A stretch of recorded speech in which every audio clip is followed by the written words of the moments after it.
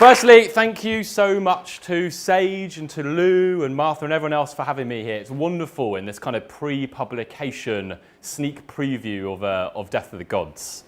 I want to begin this talk with probably one of the most powerful figures in the digital age.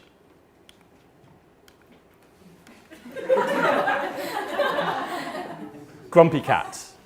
You all recognise Grumpy Cat, of course. Grumpy Cat is now worth a reported $76 million. You could buy Grumpy Cat the game, Grumpy Cat Christmas cards. The owner of Grumpy Cat is a woman called Tabitha Bunderson, who has quit her job full-time to manage Grumpy Cat. Tabitha takes Grumpy Cat all around the world, opening shopping malls, opening new apartment blocks. Grumpy Cat recently sued a chili sauce for the illegal use of Grumpy Cat's image for $500,000. Grumpy Cat is both a strange-looking cat, but also something which is crackling with viral energy. You might recognise this man a little less. This man is John Neverdi Jacobs. A few years ago, John Jacobs mortgaged his house to buy a digital asteroid in the game Entropia Universe for $100,000. He started to sell mining rights on the asteroid. He created Club Neverdi, a zoo which compiled all the rare digital creatures in Entropia Universe, which people would then visit, pay real money to, in order to see all the kind of fantastical menagerie which John Jacobs had put together. He got married in Club Neverdi at the same time as he got married in real life. And again, much like Grumpy Cat, cashed in by selling the asteroid with Club Neverdi and all the mining rights, which he was also selling for hundreds of thousands of dollars more a few years ago. This is Jem and Gina. I turned on my television a few years ago to see the BBC covering Jem and Gina meeting each other. They'd been best friends for 6 years, but this is the first time that Jem and Gina are meeting each other in real life. They were both members of a Facebook group that was dedicated to helping its members get through moments of grievance and loss. Jem especially was going through financial hardship at the same time. She opened her door one morning and there was a washing machine paid for by Gina on her front doorstep. When I began a journey with these stories kind of whistling around in my head. In my kind of job as a researcher in Demos, a think tank, I kind of every day would kind of get up and measure again and again in different parts of our lives, different arena, the same thing that I thought was happening. The kind of social tectonics were in motion. The kind of things that seemed to kind of animate us on a day-to-day basis, the reasons that we get up in the morning, the things that we cherish, the relationships that we hold dearest to us, all these things seem to be changing in kind of quite profoundly important ways. But I didn't really have any way of binding all these things together. There seemed to be this kind of bewildering onslaught of change which I'm willing to bet, in a way maybe a little like John Neverdi Jacobs or Jem and Gina or Grumpy Cat. I'm willing to bet that kind of everyone in this room has kind of encountered in ways which are probably as unique as your own life is, but in one way or another, I'm willing to bet that you've come across a story a little bit like some of these, which has made you think and maybe feel and pause for a moment. That the social tectonics under your feet are changing as well. But I didn't have a big idea that would wrap all of this stuff up. So I decided to go on a journey, a kind of strange and winding and sometimes quite frightening journey to try and understand what on earth was happening. It was a journey which took me from freezing courtyards in Berlin where I met kind of cyber pranksters and kind of digital activists. It took me to South Korea where I came kind of face to face with hikikomori, the departed, people that never leave their rooms, only live their lives online. In Las Vegas, under the marbled edifice of Caesar's Palace, I was surrounded by hackers, the best hackers in the world at DEF CON, the largest gathering of them in the world. I became involved in a struggle for control of an online assassination market, really against my better judgment. I went on a cybercrime raid with the police. I built a bot to try and keep the peace on Twitter. I tried to hack a hacker. I tried to do cybercrime. All of it, this strange and winding journey, was really in search, I think, of a kind of single idea, which you probably can guess. The idea was power. Now is the time, I thought, that we need to start talking about power again. Power is an idea. It's very slippery. It's very difficult to pin down. And for most of the book, I really didn't have an idea really of firmly what I was after. But I knew it was an idea that kind of writers kind of throughout the ages have always turned to at moments of seismic social change to understand their own grumpy cats and their own John Never Die Jacobses and their own Jems and Ginas.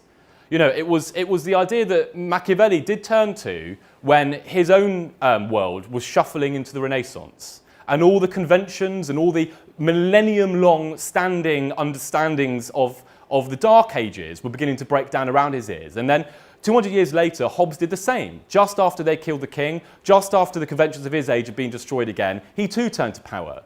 Marx did when there was another revolution, the industrial one.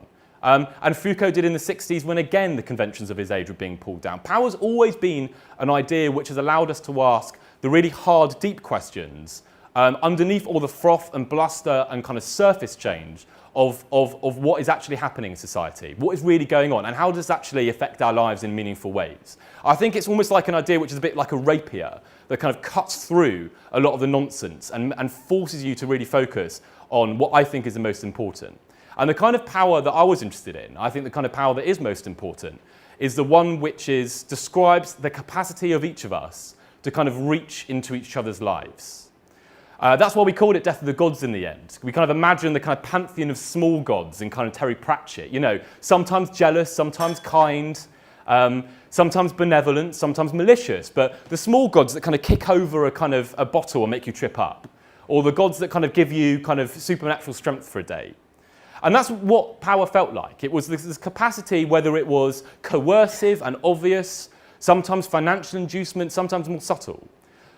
Sometimes shaping moral code, sometimes shaping the things that we think are right and wrong, sometimes shaping our sense of duty. I kind of didn't care what form it went in, but the kind of power that I was interested in was the capacity to reach in and shape each of our destinies.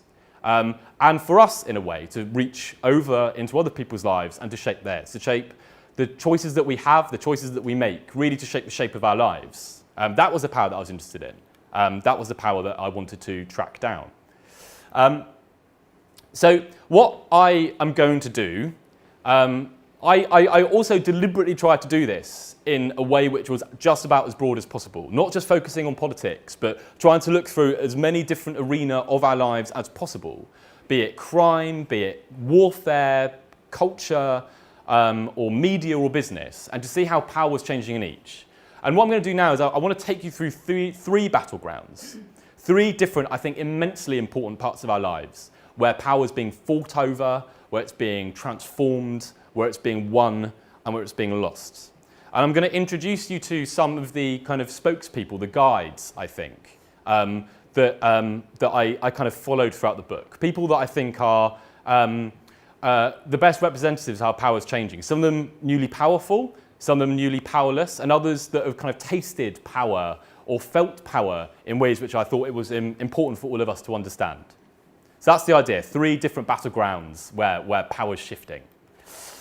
And the first one is politics. It was a chilly morning in 1649 when a defiant, upright man walked in front of a hushed crowd.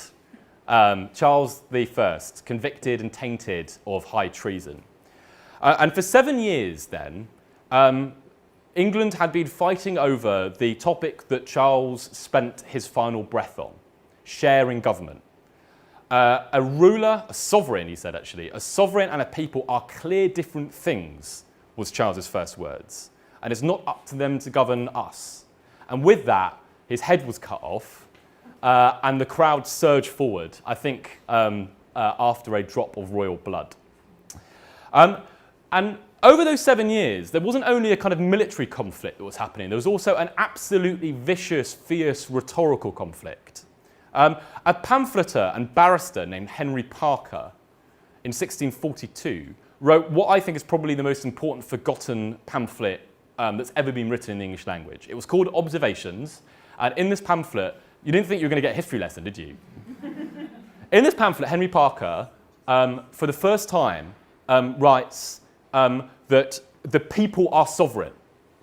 He thundered this in rhetorical tones in response to the monarchist case. He said the people are sovereign, and the way that they can be, and the way that they must be governed as a sovereign people is through a sovereign parliament.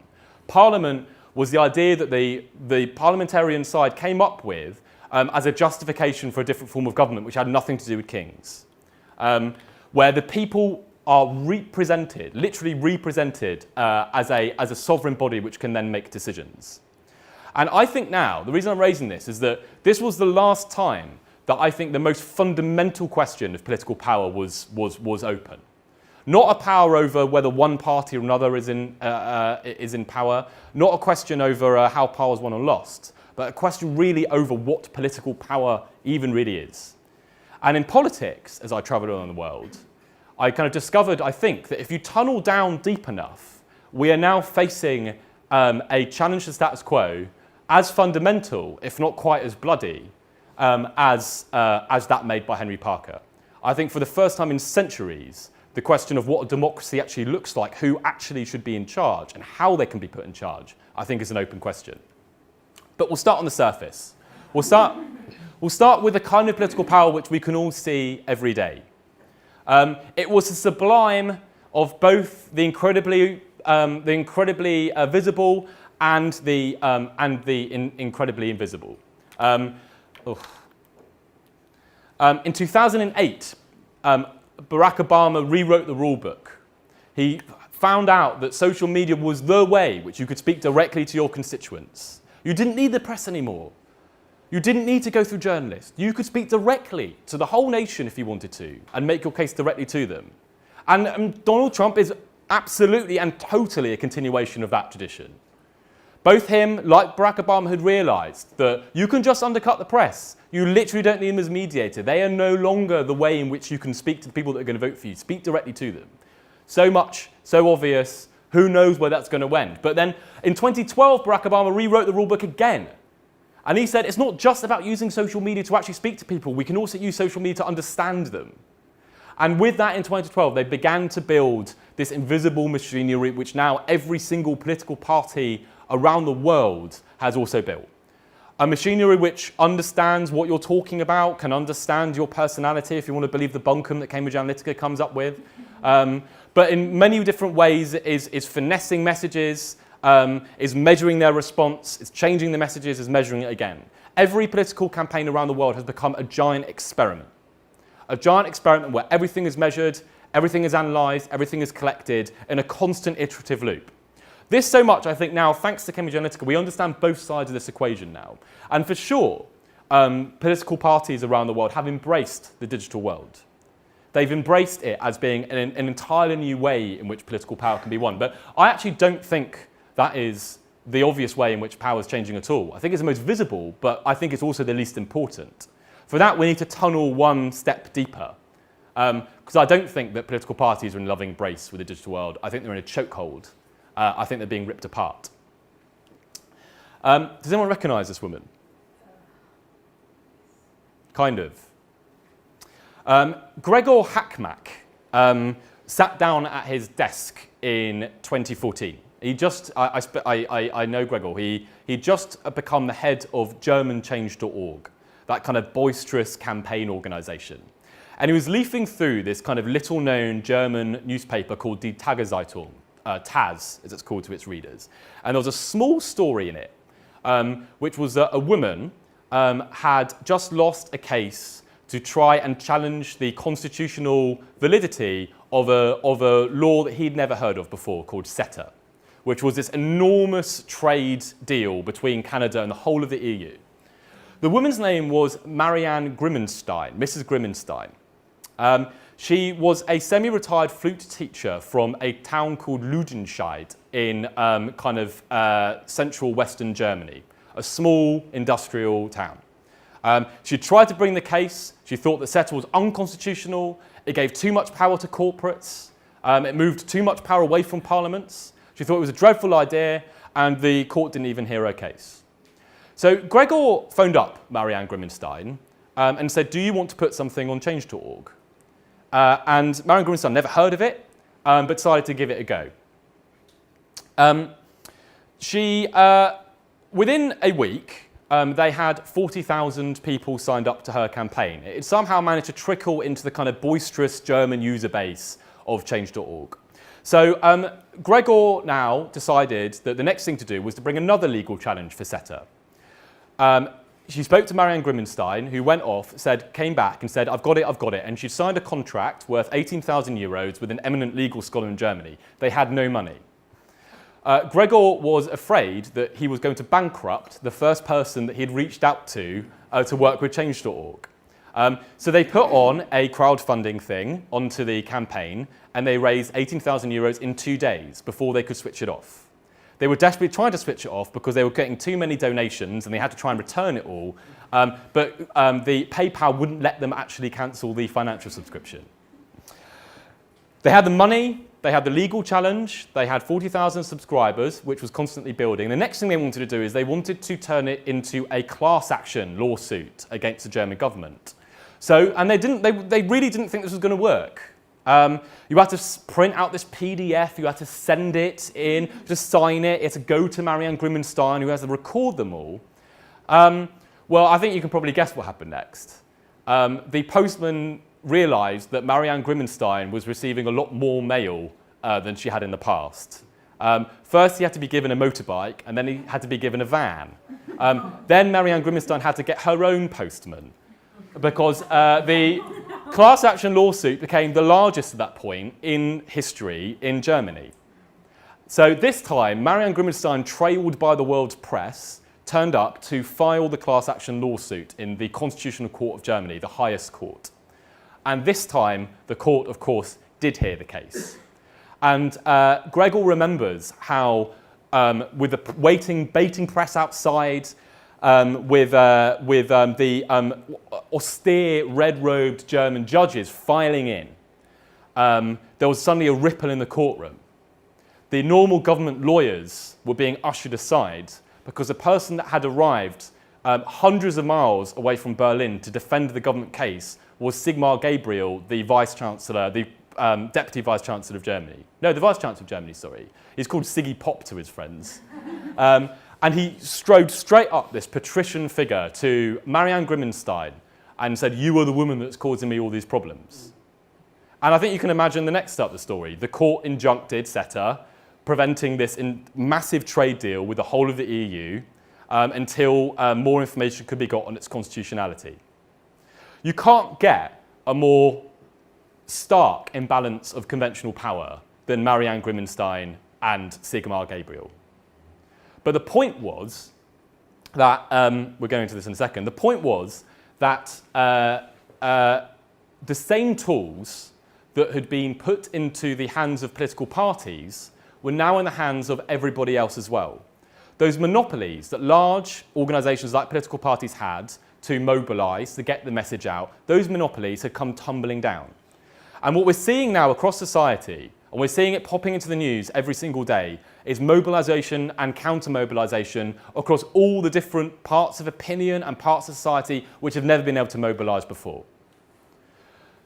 Black Lives Matter, Blue Lives Matter, feminism, Meninism, the radical left, the radical right. Everyone now can mobilise in exactly the same way and as effectively as any of the mainstream political parties.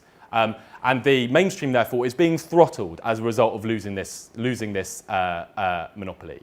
So just at the moment when political parties were suddenly realising they were doing great in digital campaigning was all in the moment that everyone else realised they could do digital campaigning too.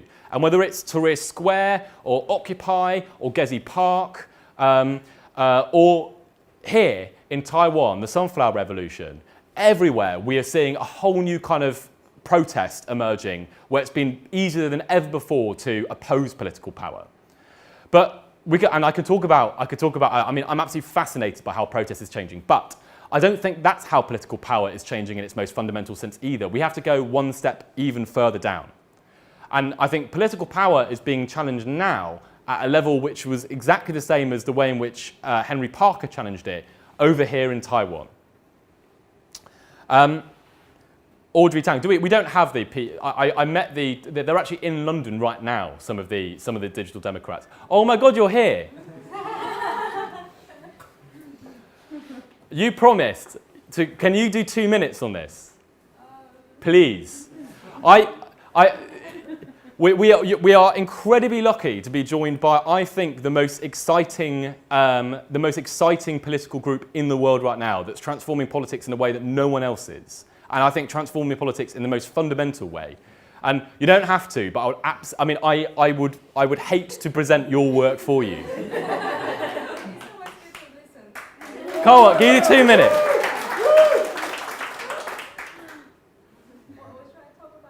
Just talk about V-Taiwan. Okay.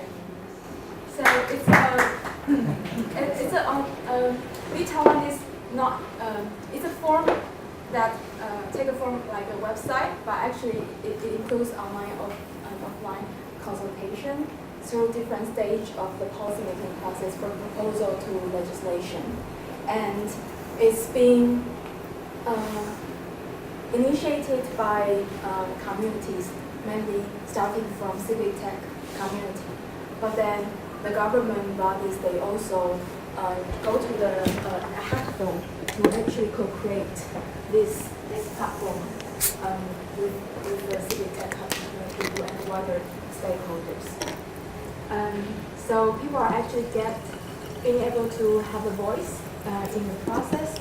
And this is the page that is embedded in the V-Taiwan website, where we use polls as a way to gather people's ideas, and then that will be put through the proposal stage. Brilliant. Thank you very much. Let me give the context for it. Shout if any of this is wrong. I've never presented this actually to PDIS before. So it started in 2016 with something of a technicality, a cross-straits trade deal between China and Taiwan. I think probably a big deal for Taiwanese civic society, any question which might result in a closening of ties between China and Taiwan. And the Taiwanese government had said, don't worry, we're going to listen, we're going to table all these civic society discussions across Taiwan, your views will be taken into account. And then they just tabled the bill on the floor of the Taiwanese parliament. This is Audrey Tang.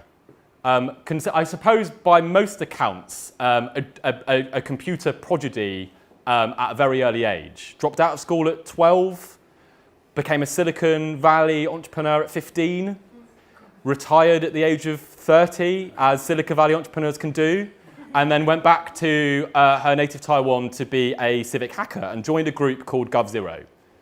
And on the eve of that trade bill going onto the floor of the parliament, GovZero, civic hacker group, probably joined by many other parts of Taiwanese civic society, began to cluster around the Taiwanese parliament, noticed a window was open, and literally jumped into the parliament.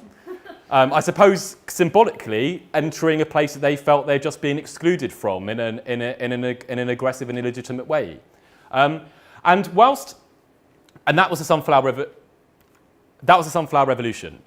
And the reason that I talk about this, and the reason I think that what PDIS and Audrey and others are doing in Taiwan is the most important thing currently happening in politics right now, is that rather than just using digital means as a way of opposing power, in my eyes, they are now beginning to find ways of reconstituting it, of actually changing the way that decisions are made, not just changing the way in which decisions can be opposed.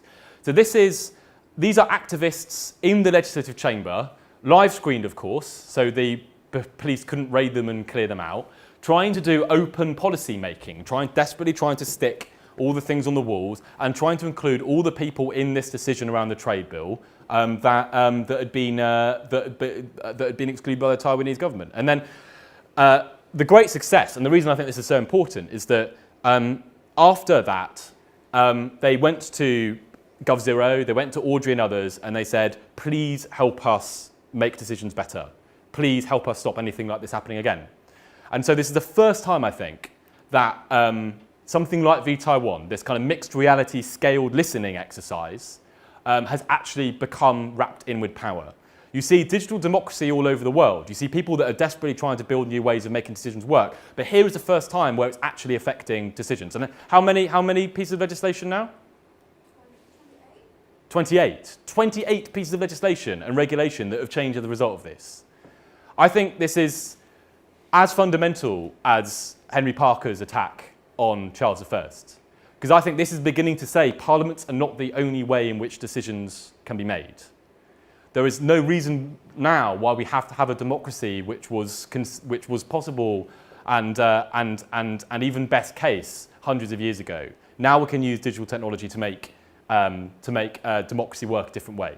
So I'm going to gallop on from politics, but I think that you need to tunnel down. Like, forget Trump, forget the tweets, forget Cambridge Analytica, forget the data analysis. Political parties are in one way being ripped apart. Now that everyone has the same tools, everyone can kind of do the same thing. But I think there's a kind of rumbling earthquake underneath this, which is that I think the actual essence of political power, sovereignty itself, is beginning to flow outside of parliaments. And I think with the example of V-Taiwan, this is going to build. And I can see it being unbelievably difficult for politicians around the world to justify why parliaments now are the way in which power has to sit. So I think that we are going to see much more fundamental change happen in the years ahead as people find entirely new ways of making democracy work. That's political power. I want to gallop onwards. Media power. So 200 years after Henry Parker, we have Thomas Carlyle. And he wrote, he's my favourite satirist, and he wrote, there sits yonder in their squalid garrets, in their rusty coats, there sits a fourth estate, not just the legislative, not just the judiciary, not just the executive. There sits a fourth estate, far more powerful than the other three. He was talking, of course, about those that had, as he said, tongue in the nation, an ability to paint the picture, to sketch the sketches, to lay out the arguments to millions of people of what was happening in politics, opinion formers, the press. On the surface of it, again, the press have never gone through a better time. They've never had so many eyeballs reading their stuff. There's never been more people wanting to read more news than there is right now. But actually, the press are going through an astonishing moment of sorrow because the amount of money that they're receiving is fallen off a cliff. The reasons for this are actually the kind of reasonably unstoried rise of programmatic advertising, an entirely new way in which advertising happens, which basically completely emasculates the publisher. Now it is the tech giant that can decide what advertising goes where. And Facebook and Google between them clear up 95 pence in every pound of new money spent in digital advertising. The amount of ad revenue going to newspapers has been halved over the last 10 years. The amount of journalists operating in the UK is down by a third. The number of local news outlets that has closed is now 181. Journalism is in serious, serious trouble. As I kind of sat with the business side of newspapers, it kind of made me reflect on the only person that I found during all my travels of power that was actually making any money. And I found him here in Kosovo. We reached a dusty cafe somewhere on the outskirts of Kosovo. He had just texted me noon. He certainly did not arrive at noon. He arrived about 3 p.m. He arrived with about 10 Kosovans. His name was Burim, and he was a fake news merchant. And so Burim, like a kind of proud vineyard owner, kind of took me through his kind of fabulous estates. His kind of dozen large Facebook groups. He said, I built this one myself. I bought this from a man in Albania. He said, oh, this one does very good. It was about small boxes or something like that. There was one about mobilization in the American South. There was one about finding undiscovered places. They were all very strange, but Burim kept a rotating portfolio of groups that I reckon could probably get his content in front of probably about 1 million eyeballs. Pairs of eyeballs. And what content? He employed 6 people to keep a constantly rotating flood of content. All of it was recycled. All of it was trending elsewhere. They had no idea where it came from. Dog handler kicks dog, breaks all its ribs, remains free in Walmart car park was the story of the day. If you didn't like that one, the 12 secret health benefits of bay leaves was the next one that comes up. Boy wakes up from coma, whispers dark secret to parents video was also doing quite well. 6 people rotating this content through, and as I challenged him on the content, he kind of became quite serious and said, Carl, you don't understand, it's not about it being true. I don't care about it being true. I've never seen this stuff before. I just care about the clicks. And as you clicked on one of these things, it took you to another series of rotating websites that all looked like crude newspapers, and there Burim made about €1,000 a day. Great money anywhere, of course, but an absolute fortune in Kosovo, exactly the same way as The Guardian or the Wall Street Journal through programmatic advertising. And the people that were advertising on Burim's page that day was Facebook itself. Because they, like no one else, has any control of where their advertising actually lands. It chases the audience around the internet. It's not about the venue anymore. Burim was the antithesis of journalism. The truth didn't matter, the provenance was unimportant, the story was recycled, clicks were king, but was an obvious product of the clicks economy which journalism now has to operate in. And if you get any Fleet Street hack drunk, as I did, they will complain endlessly to you about all the things that they have to do as professional journalists to keep their head above water in the economy which they now have to live within. They have a trick called renosing, which is running the same story 5 times with different headline, different picture.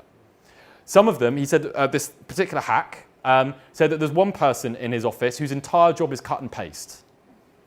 They get newswire copy, they paste it into a news article, and they fire it off. They have to run 10 times more stories, he remembers, than they did before online news became so important. Journalism in many ways. So I could see, and this is, I think, a very, very worrying moment where mainstream journalism is in serious, serious, serious trouble.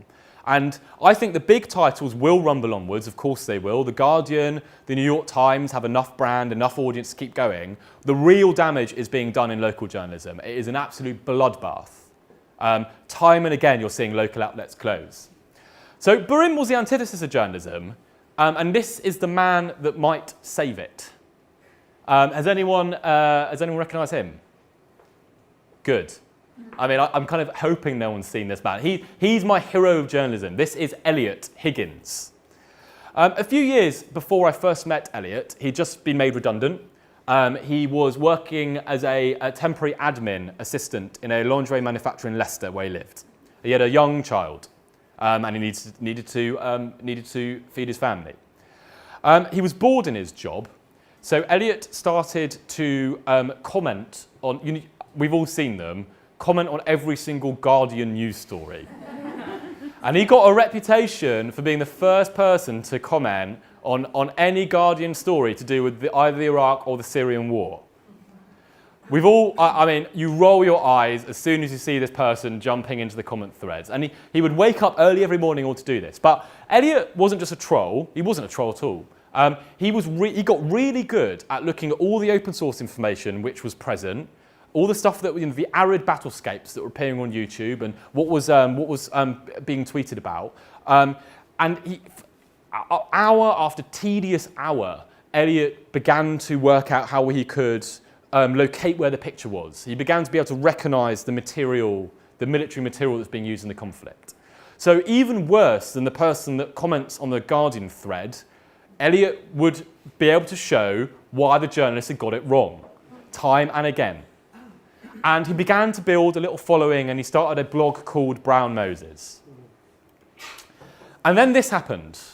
2016, July 2016, the MH17 Malaysian Airlines commercial airliner crashed in eastern Ukraine. 298 people dead, passengers and crew, clearly shot down, no one taking responsibility for it.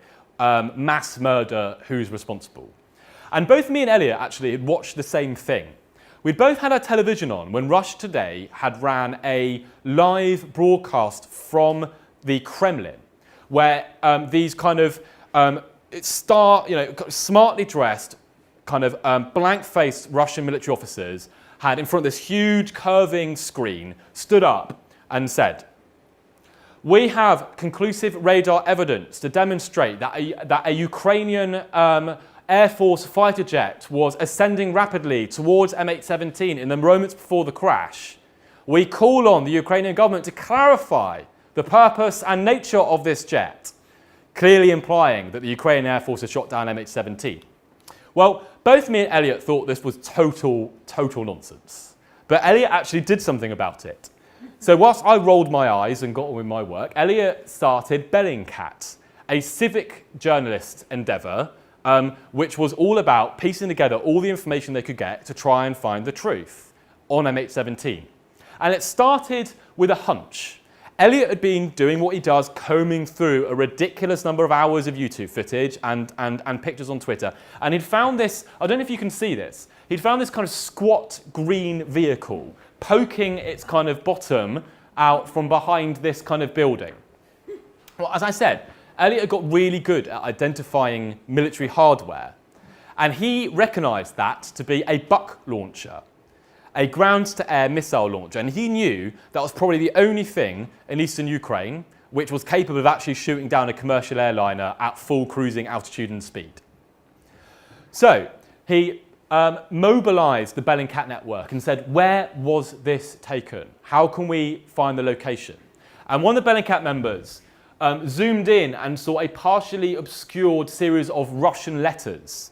They then combed through court documents and found that there was only one Russian retail store that had those letters in. They then went through on maps and they found every single location of all of these stores across eastern Ukraine. And then they sat through other YouTube footage of people driving past each of these locations until they found the right location. Tedious, boring, details-orientated work. And they found that this was taken in the town of Zuras, in eastern Ukraine, quite close to the place where MH17 crashed. So they began an investigation, and over the weeks and months that followed, they began to gather evidence of the buck launcher. They found it on this low-loader lorry. They spent days arguing about the exact time and location of this photograph. Was the sun angle of the shade, meaning this was in the afternoon? Where were those 3 trees across the track? They found pictures angled down from high-rise residential blocks. They used trigonometry. They invented a way of identifying one buck from another. They had a problem. How did they know it was their buck? Well, they realised that bucks are actually quite poorly designed, and the rubber skirting hits against the metal track, causing a signature series of damage in the rubber skirting, which they could then trace and turn into a buck fingerprint. And theirs had a distinctive tear on the right side of the metal skirting, so they knew when it was their buck. And week after week, month after month, they built a picture. The picture showed a buck driving through eastern Russia, western Russia, driving into eastern Ukraine, going from town to town, going into a field, driving out of the field, this time probably not with the military convoy around it, going into the place where the conflict was happening, and then driving away sans 1 missile. 2 missiles, not 3. They didn't stop there. They then spent another year finding the names of every single person that was on that convoy. All the military officers, all the military men, everyone that they knew. They turned it into a massive dossier and they handed it over to the Joint Investigation Team in Holland, which has just reached the same conclusion as them. So Elliot went from arguing on the comment threads of The Guardian to being on the front page of the New York Times. And I think that is also what can happen with journalism today. And actually, ironically, I think this is the revolt of the pedant. I think the tremendous achievements of Elliot and his Bellingcat network were done precisely because they were not professional journalists. Because they had the one thing that professional journalists now don't have, time. And they didn't have the commercial pressure. They pursued that story relentlessly when every other newspaper had to let it drop. So sorrow and, I think, tremendous promise. I mean, I'm not part of the tech clash. I don't think that the internet is the author of all terrible things happening in society. I think there are people that are living lives now that they wouldn't have dreamed of without technology. And I think Vitar One is one example of all the possibilities that are now opening up in politics. And I think Elliot is an example of all the possibilities opening up in media. I've got one more story, one more battleground. How am I doing for time? Right. Am I okay? Yeah. All right. It is quite hot out here. All right, the third battleground. The third place where power is shifting, criminal power. Now, I don't know why they allowed me to do this, but for some reason the police let me go on a cybercrime raid with them. So we began in this covert police headquarters, surrounded by things that look like wooden bollards but are really made of titanium. In an office that has Uzis and bin bags full of money and Land Rovers as pictures on the wall, with foot-thick blast-proof glass in the windows. And it was kind of early evening. We kind of snaked in this kind of covert convoy. We snaked out of this building. We kind of drove through the building traffic of rush hour. And we eventually surrounded this very, very normal-looking house on a very normal-looking suburban kind of commuter dormitory estate. You know, the kind of claustrophobic, twitching lace curtains. You know, the kind of place where you don't want to leave your bin out after bin day. You know, people beginning to clean their windows when they saw us arrive. The person that we were there to arrest was a serial iCloud hacker. It was called Operation Field Day, and this hacker had waltzed through the private digital lives of people that he knew, women, and he stole sexualized images in their iCloud backups. Now, everyone that uses an iPhone here has an iCloud backup, whether you know about it or not. It captures every single image, every single message, every single video that passes through your phone. It's usually enormous, gigabyte after gigabyte of data, stretching back years and years and years. Probably the most intimate portrait in someone's life that you can get. And this man was waltzing through them with abandon. Hundreds of people probably, allegedly, sorry, he's not quite been convicted yet. I noticed that there was only one thing that was surprising about Operation Field Day. There was only one thing that made it stand out as an operation. The man was a member of a closed website in the UK where there were thousands of other people also doing this, and they were trading these images, wins they call them, like a currency. All behind password-protected screens, and you had to trade new material to get into this kind of inner enclave. And that wasn't surprising. That shouldn't have been surprising there were thousands of people doing this, because in 2016, in a survey that researchers like me pay a lot of attention to, the Crime Survey of England and Wales, they added two questions. Have you been a victim of online crime? Have you been a victim of fraud, especially online fraud? When the answers came back, it was astonishing. The amount of crime that they actually thought had happened in the UK doubled. Doubled.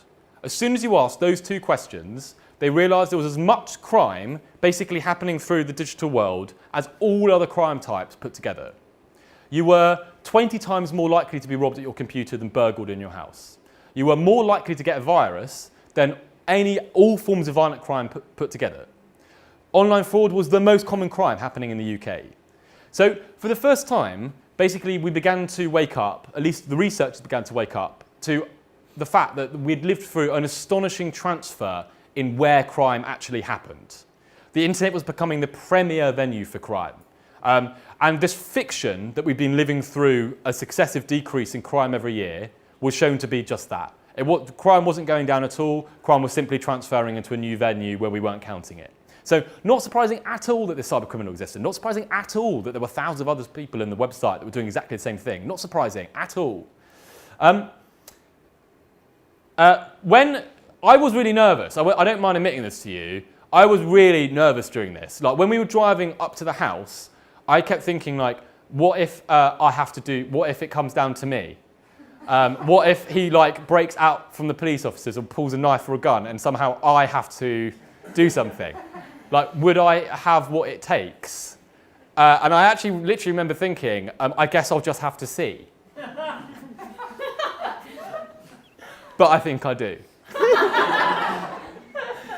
I don't hope that it happens, but I'm ready if it does happen. Now, when we came across the cyber criminal, he was the most... I expected him to be shouting abuse. You haven't got anything on me, coppers, and all that kind of stuff, being led out to a van. He was the most unhardened criminal I've ever seen in my life. He was my age. He looked about 12. When the police officers came in, he couldn't stand. He couldn't speak. The police officers was kind of stood around him after they'd read the rights, and he was in so much in shock. This was such an alien, weird thing happening to him that he couldn't do anything. He had to be supported out to the police car. This was not a man that was about to pull a knife and do a run out of the back window. And that shouldn't be surprising either, because as I learned, so after this raid, I decided I was going to do a bit of my own cybercrime.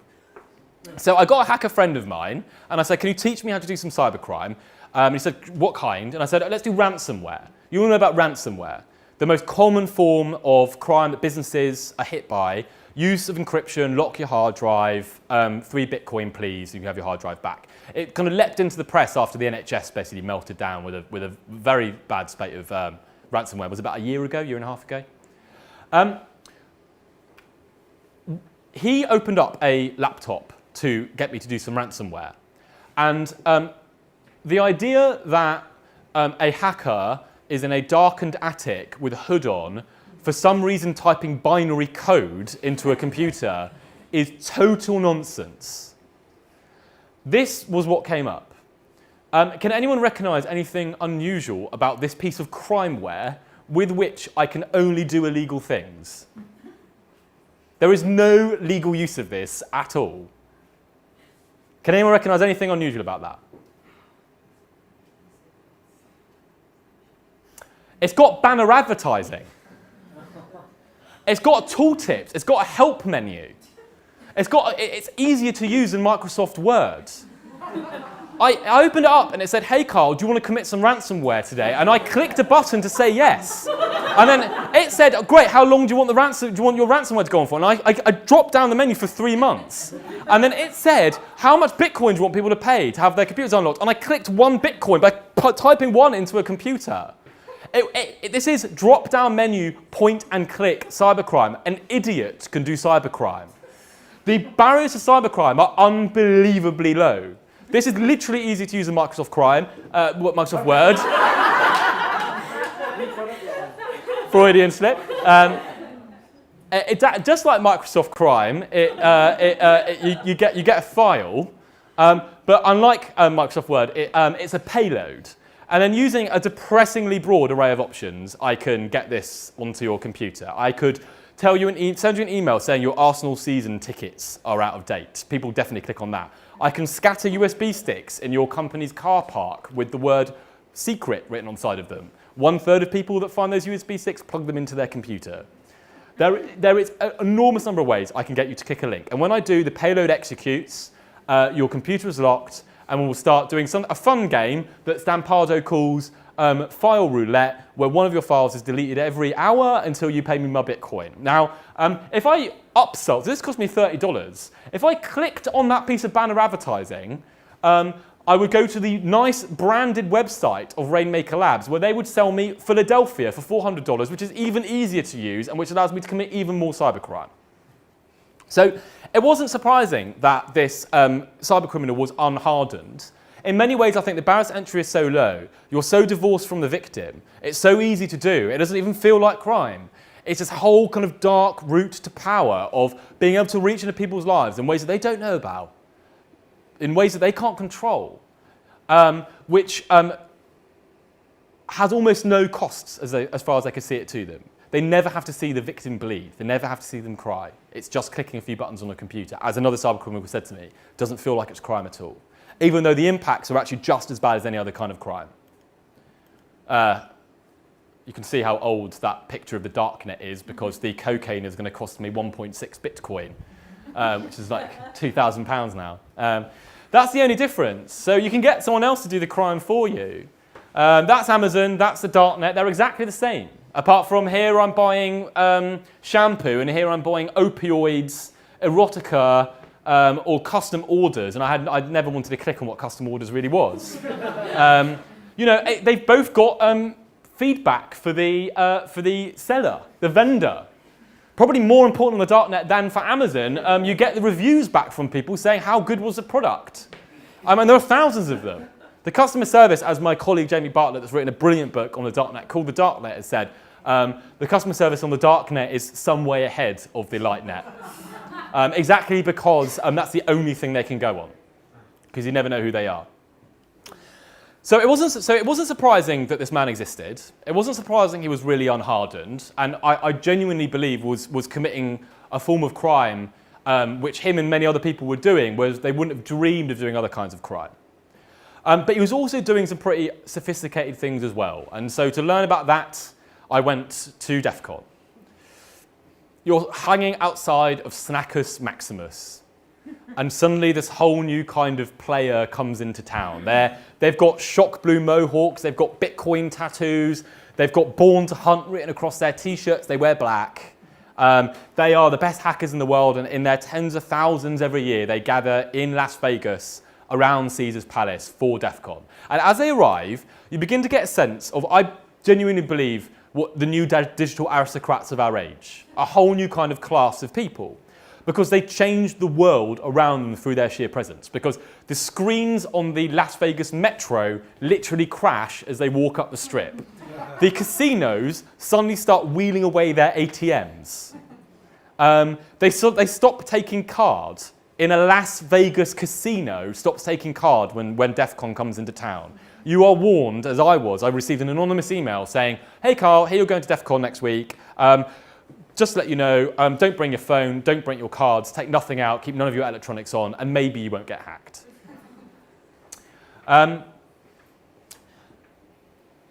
Yeah, I mean, the hotels have some justification for being nervous, because one person I spoke to there, we were walking through DEF CON and everyone kept high-fiving him.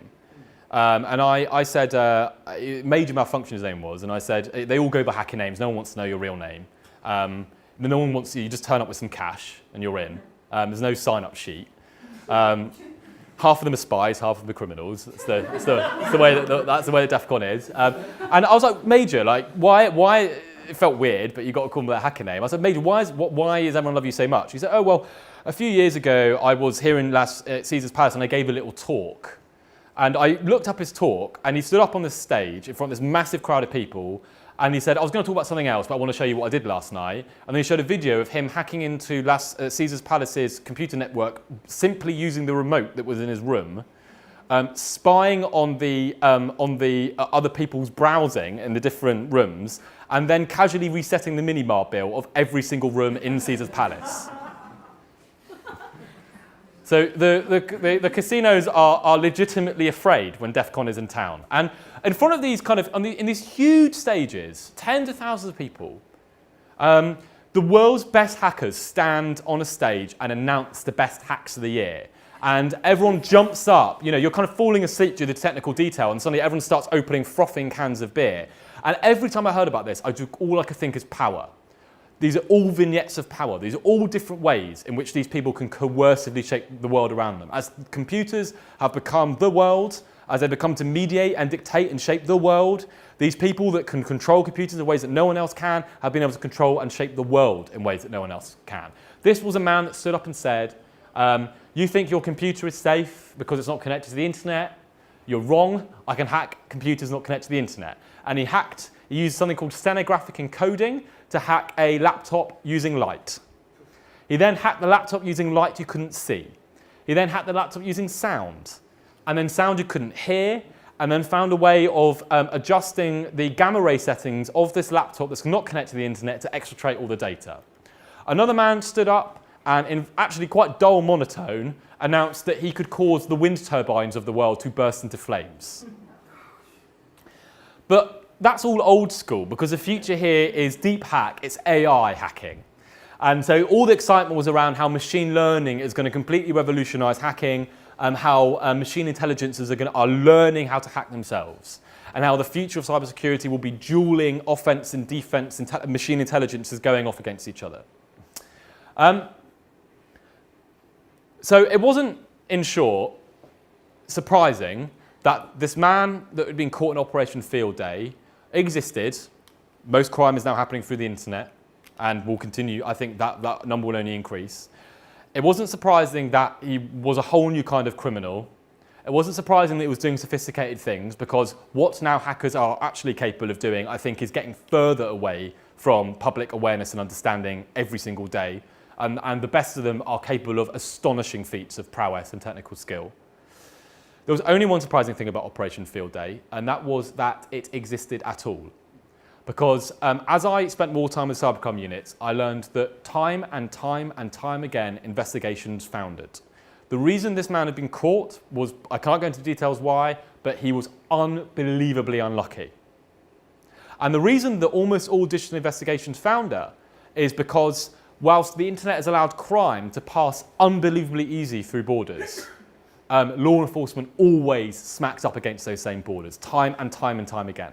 The police force around the country are not allowed to speak to people often in other countries. And the evidence is in one country, the criminals or the perpetrators are in another, the victims are in another, and they can't reach any of them. So time again, the police were telling me, even trivial incidents, a kid hacked into his local school, he used Amazon. They had to do something called an MLAT treaty, a mutual legal assistance treaty, to go to the States, compel Amazon to release the data. Data comes back a year later. It costs £50,000 as a business case to do this international diplomatic maneuver, and the data was wrong. Amazon had given them the wrong data. They went back. They tried to get new data. Amazon had not kept it anymore. Even trivial incidents, let alone the sophisticated, are very, very hard for the police to actually enforce. So as one cybercrime officer said to me, we can't catch them, we can't reach them, the risks of doing cybercrime are basically nil. And so I think, whereas I'm optimistic in politics and media certainly, and in many other parts, this is the one that, I'm sorry to leave you this one, this is the one where I think we are living through a very, very scary moment indeed, where I think power is flowing away from law enforcement agencies, flowing away from all these people that are basically territorially based, and just emptying into cybercrime outfits around the world that can victimise with impunity people living in the UK or anywhere else from jurisdictions that would laugh if the British police picked up the phone. And so every day, I think, as our lives are obviously becoming more and more digital, as we're loading more and more, of our banks, of our private diaries, of our businesses onto the internet, the law is becoming less and less relevant.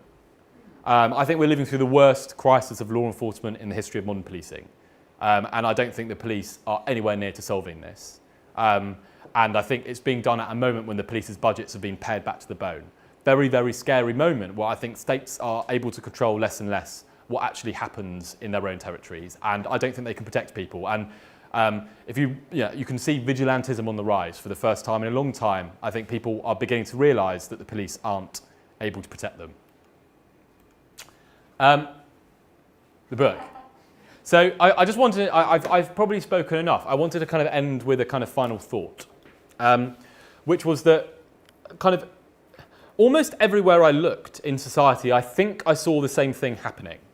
When I'd set out, my editor had given me an essay question, which was, are we more liberated or more controlled than ever before? And as I kind of went through these different areas, I became more and more panicked, frankly, because it felt like I couldn't answer that question, because we were both more liberated and more controlled than ever before at exactly the same moment.